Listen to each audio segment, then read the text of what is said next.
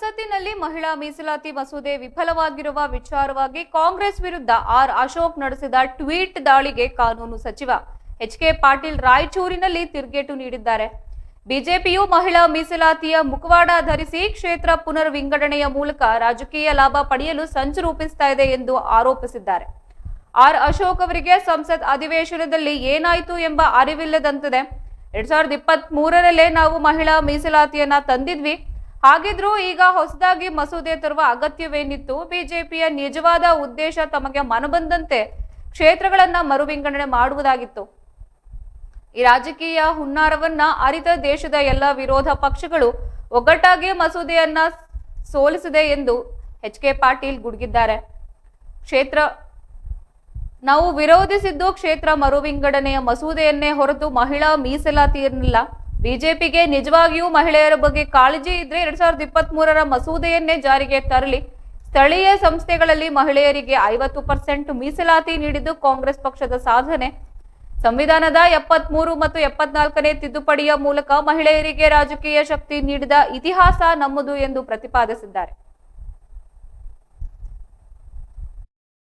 ಮೀಸಲಾತಿಗೆ ಈಗ ಯಾರು ಸಾಮಾನ್ಯನೂ ಯಾರು ಪಾರ್ಲಿಮೆಂಟ್ ಅಧಿವೇಶನ ನೋಡ್ತಾನೆ ಅವರಿಗೆ ಅರ್ಥ ಆಗ್ತಿತ್ತು.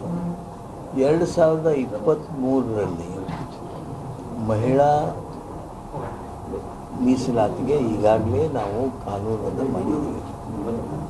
ಬರೀ ಮಹಿಳಾ ಮೀಸಲಾತಿ ಇತ್ತು ಅಂದರೆ ಈ ಕಾನೂನು ಮತ್ತೆ ತರುವಂಥ ಉದ್ದೇಶ ಏನಿತ್ತು? ಇದರೊಳಗೆ ದುರುದ್ದೇಶದ ರಾಜಕಾರಣ ಅಳವಡಿಕೆ ಆಗಿದೆ. ಡಿಲಿಮಿಟೇಷನ್ ಮಾಡಬೇಕು. ಡಿಲಿಮಿಟೇಷನ್ ಮೂಲಕ ತಮಗೆ ಮನಬಲ್ಲಂದಂತೆ ಎಲ್ಲ ಕ್ಷೇತ್ರಗಳನ್ನು ಮರುವಿಂಗಡಣೆ ಮಾಡಿ ಅವುಗಳಿಂದ ರಾಜಕೀಯ ಲಾಭ ಪಡಿಬೇಕು ಅನ್ನುವಂಥ ಏನೊಂದು ಹುನ್ನಾರ ಇತ್ತು, ಅದಕ್ಕೆ ಅಡ್ಡಿ ಮಾಡೋದಕ್ಕೆ ರಾಷ್ಟ್ರದ ಎಲ್ಲ ವಿರೋಧ ಪಕ್ಷಗಳು ಗಟ್ಟಿಯಾಗಿ ನಿಂತು ನಿನ್ನೆ ಆ ಮಸೂದೆಯನ್ನು ಸೋಲಿಸಿದ್ರು. ನಾವು ಸೋಲಿಸಿದ್ದು ಮರುವಿಂಗಡಣೆಯ ಮಸೂದೆ. ಮಹಿಳಾ ಮೀಸಲಾತಿ ಬೇಕಾ? 2023 ಇಂಪ್ಲಿಮೆಂಟ್ ಮಾಡಿ, ನಾಳೆಯಿಂದನೇ ಇಂಪ್ಲಿಮೆಂಟ್ ಮಾಡಿ. ಯಾರು ಮಾಡಂತ? ಸೊ ಹಾಗಾದರೆ ಕಾಂಗ್ರೆಸ್ ಮೊದಲಿಂದಲೂ ಕೂಡ ಮಹಿಳೆಯರ ಪರವಾಗಿದೆ. ನಾವು ಮಹಿಳಾ ಮೀಸಲಾತಿ ಪರ. ನಾವು 73, 74ನೇ ತಿದ್ದುಪಡಿಯ ಮೂಲಕ ಪಂಚಾಯಿತಿ, ತಾಲೂಕಾ ಪಂಚಾಯಿತಿ, ಜಿಲ್ಲಾ ಪಂಚಾಯಿತಿ, ಮುನ್ಸಿಪಾಲ್ಟಿ, ಕಾರ್ಪೊರೇಷನು, ಪಟ್ಟಣ ಪಂಚಾಯಿತಿಗಳಿಗೆಲ್ಲ 50% ವುಮನ್ ರಿಸರ್ವೇಷನ್ ಕೊಟ್ಟವ್ರು ನಾವು.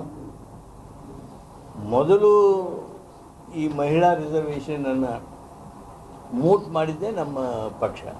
ಆದ್ದರಿಂದ ಈ ರಾಜಕೀಯ ಮಾಡೋದಕ್ಕೇನು ಪ್ರಯತ್ನ ಮಾಡ್ತಾ ಇದ್ದಾರೆ ಜನ, ಇವರನ್ನು ನಿನ್ನೆ ಎಲ್ಲ ಗಮನಿಸಿದ್ದಾರೆ. ಇವರ ರಾಜಕೀಯ ಹುನ್ನಾರ ಏನಿದೆ ಬಯಲಾಗಿದೆ.